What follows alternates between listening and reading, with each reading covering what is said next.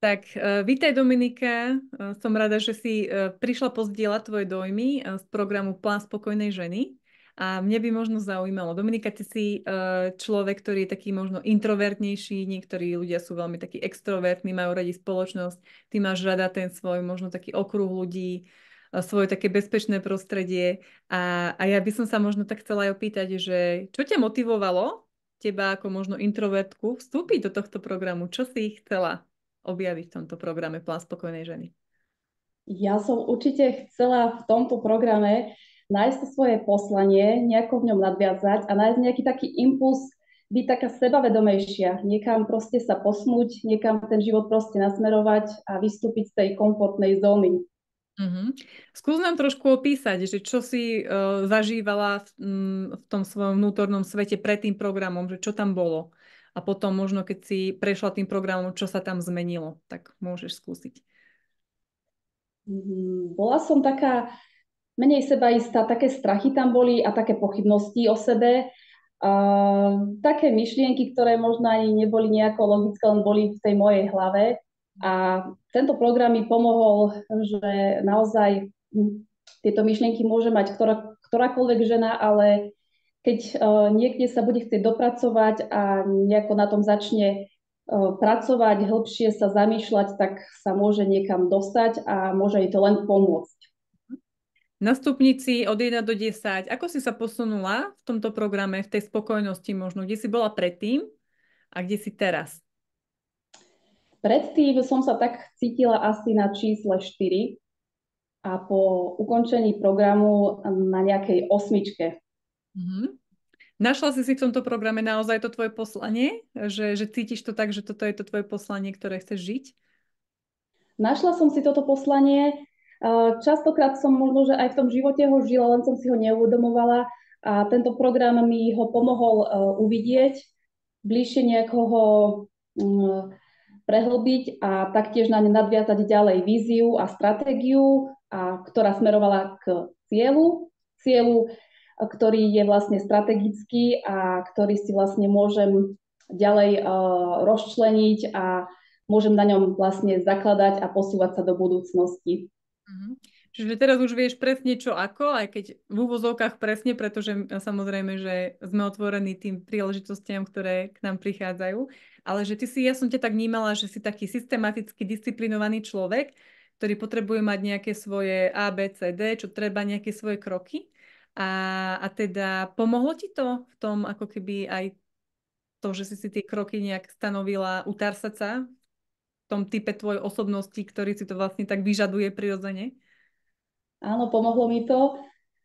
Vytvorila som si teda ten plán, pomohlo mi to aj v tom, že som si ten plán vytvorila a chcela som ho takto dodržať, nakoľko bol aj spísaný, ale v praxi a v živote to naozaj v taktom reálnom je častokrát tak, že plán môžeme naplniť aj oveľa skôr, dá sa to aj za rok, aj za dva a jednoducho netreba čakať a niekedy naozaj sa toho plánu tak veľmi striktne držať, ako som ja vo svojich talentoch aj mala špecifikované. Takže to je vlastne len naozaj taká výhoda a naozaj len v dobrom slova zmysle taká pozitívna vec. Čiže taká väčšia sebaistota, že mám v ruke niečo, čo viem, že keď pôjdem, tak sa nestratím a keď tam príde nejaká zmena životná alebo že budem sa chcieť otvoriť možno ešte nejakým ďalším veciam a budem vidieť tú príležitosť, budem sa vedieť pozrieť do svojho plánu spokojnej ženy, či je to v súlade s tým môjim poslaním, s tými hodnotami, víziami a tak ďalej. Super. Áno, Okay. hlavne aj na tej príležitosti som teraz viac otvorená než pred tým, ako som vstúpila do programu. Ty si vlastne tú prvú časť programu prechádzala s nami ako keby naživo, potom v tej druhej si uvedomila aj na základe toho, že sme sa pozerali aj na tú našu osobnosť, že potrebuješ možno naozaj byť viac sama, premýšľať o tých veciach a si to vlastne potom aj tak robila individuálne a pozerala si zo záznamov tie videá. Bolo to pre teba v niečom prínosné, že si mala takýto priestor si to takto robiť práve? Áno, je to tak. Najskôr som teda bola online so žienkami, v druhej časti som ho počúvala a pozerala zo záznamov.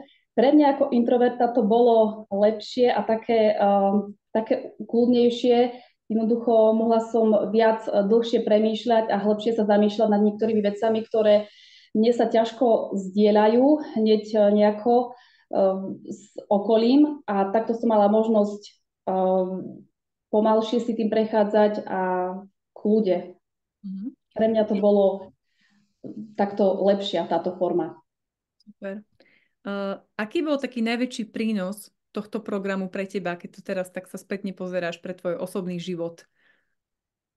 Pre môj osobný život to bolo asi také, hlavne mi to prinieslo takú sebaistotu, možno aj viac komunikácie, že jednoducho aj keď tie situácie nemusia byť vždy také pozitívne, ale jednoducho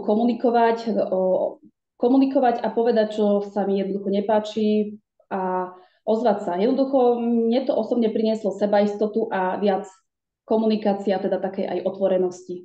Mm-hmm.